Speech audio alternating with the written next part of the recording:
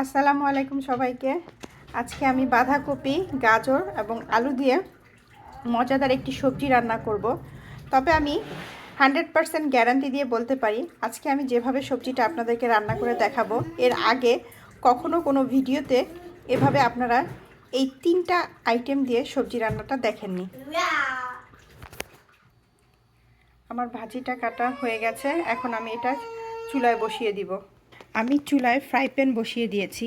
এখন ফ্রাই প্যানে আপনারা যে তেল এবং মশলাটা দেখতে পাচ্ছেন, এটা হচ্ছে গতকাল আমি হার্ড চিকেন রান্না করেছিলাম।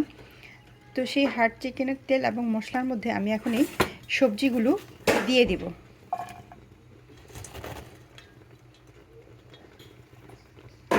দিয়ে দিচ্ছি পরিমাণ মতো লবণ এবং বোম্বাই মরিচ কুচি। এখন আমি এটাকে ভালো করে নেড়ে ঢেকে দিব। আমি ঢাকনাটা তুলে নেড়ে দিয়েছি। আমার সবজির ভাজিটা অলমোস্ট হয়ে গিয়েছে। দেখুন, যেহেতু আমি এটার মধ্যে মাংসর তেল এবং একটু ঝোল ছিল, এটা অ্যাড করেছি, তো তুলনামূলকভাবে অবশ্যই এটা খেতে ভালো লাগবে। এমনকি বাচ্চাদেরও যদি আপনারা খাওয়াতে পারেন, ওরাও এটা খেয়ে মজা পাবে।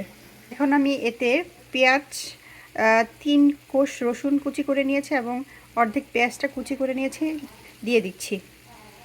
আমার সবজি ভাজিটা হয়ে এসেছে, এখন আমি ধনেপাতা অ্যাড করে দিচ্ছি।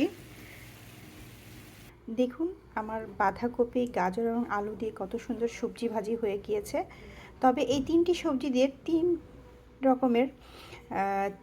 রকমের আইটেম করা যায়। আমি আজকে একটা পদ্ধতি আপনাদেরকে দেখালাম, এবং যেহেতু আজকে আমি সবজি ভাজিটা করেছি, তাই প্রত্যেকটা জিনিসের গুণগত মান আমি আপনাদের সাথে শেয়ার করব। বাঁধাকপি কিছু উপকারিতা আছে। এটা খেলে হজম শক্তি ভালো হয়, কোষ্ঠকাঠিন্য প্রতিরোধ করে, শক্তিশালী অ্যান্টিঅক্সিডেন্ট ভিটামিন সি থাকে, ফলে রোগ প্রতিরোধ ক্ষমতা বাড়ায়। এবং বাঁধাকপিতে যাদের গ্যাসের সমস্যা আছে, তারা বাঁধাকপি খেলে বদহজমের সমস্যা হতে পারে। তো এক্ষেত্রে আপনারা যদি বাঁধাকপি একটু পানিতে ভাপ দিয়ে পানিটা ফেলে দেন, তাহলে আর গ্যাসের সমস্যা হওয়ার সম্ভাবনা থাকে না। আর আমরা যেহেতু গাজর দিয়েছি, গাজরের সবচেয়ে বড় একটা গুণ হচ্ছে গাজর দৃষ্টিশক্তি বাড়াতে সাহায্য করে।